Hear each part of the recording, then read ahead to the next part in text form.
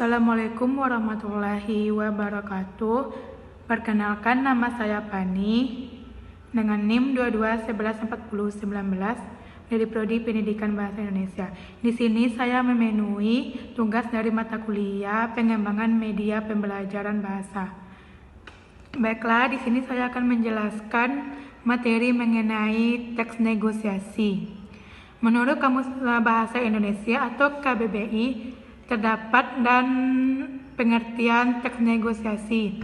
Negosiasi adalah proses tawar-menawar untuk mencapai kesepakatan bersama antara satu pihak, kelompok, atau organisasi dengan pihak yang lain.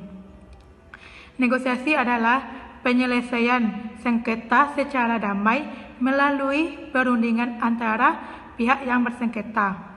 Nah, dari pengertian tersebut bisa disimpulkan bahwa teks negosiasi adalah sebuah teks yang memuat bentuk integrasi sosial, mencari kesepakatan atau penyelesaian bersama.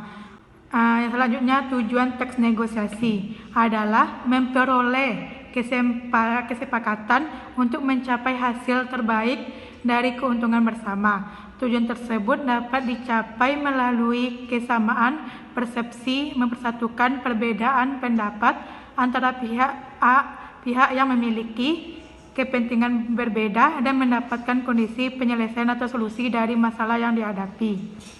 Dalam teks negosiasi juga ada unsur-unsur pembangun yang dapat digunakan untuk memastikan teks tersebut merupakan sebuah teks negosiasi. Yang pertama, partisipan, pihak yang terlibat dalam negosiasi. Yang kedua, perbedaan kepentingan antara dua belah pihak. Dan yang ketiga, terjadi pengajuan dan penawaran. Yang kelima, menghasilkan persetujuan dan kesepakatan. Ada ciri-ciri teks negosiasi. Nah, negosiasi dikatakan berhasil jika sampai pada tahap kesepakatan. Adapun faktor-faktor penentu keberhasilan negosiasi antara lain. Yang pertama, kesediaan semua pihak untuk berkompromi dengan pihak lain. Kedua, tidak ada pihak yang dirugikan. Dan yang ketiga, memiliki alasan yang dapat mempengaruhi pihak lain. Yang keempat, kesepakatan yang dicapai bersifat praktis atau dapat dilakukan. Secara umum, struktur negosiasi terdiri dari orientasi, pengajuan, penawaran, dan persetujuan. Yang pertama, orientasi. Bagian orientasi berisi pembukaan atau awalan sebuah negosiasi. Yang kedua, pengajuan. Pada bagian ini berisi permintaan dari salah satu pihak mengenai permasalahan yang dihadapi dan ingin diselesaikan. Yang ketiga, penawaran. Pada tahap penawaran berisi proses tawar-menawar antara pihak satu dengan pihak yang lain. Yang keempat, persetujuan. Jika tawar-menawar sudah dilakukan, maka tahap selanjutnya kesepakatan atau hasil penawaran dari kedua belah pihak. Teks negosiasi juga terdapat 3 jenis: teks negosiasi lisan, gabungan, dan tulisan. Teks negosiasi lisan adalah teks yang dikemas dalam bentuk dialog. Contohnya, teks seperti dialog penawaran atau kesepakatan antara dua belah pihak atau percakapan sehari-hari.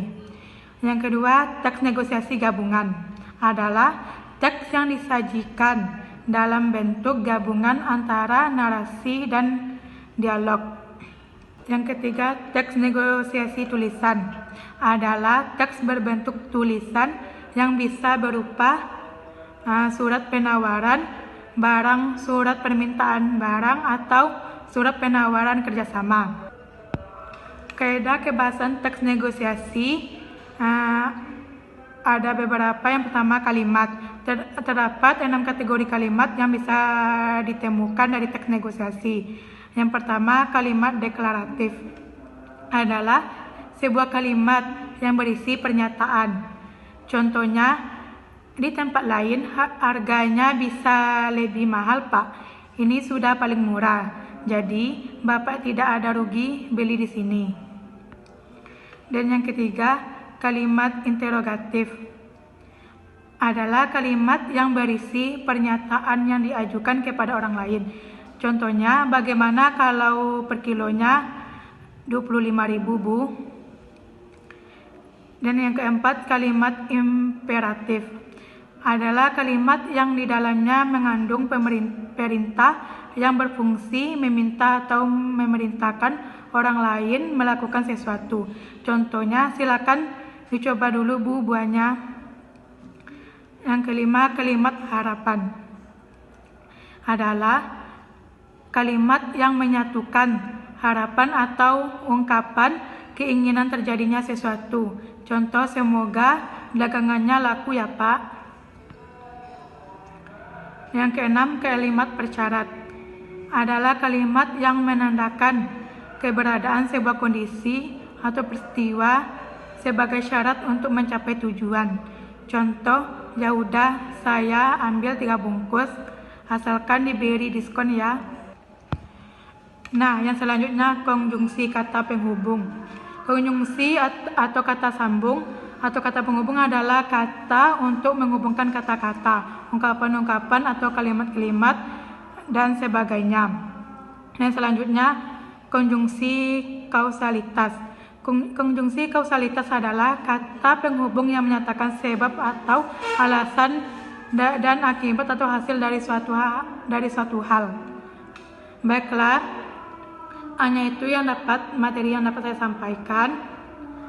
Assalamualaikum warahmatullahi wabarakatuh.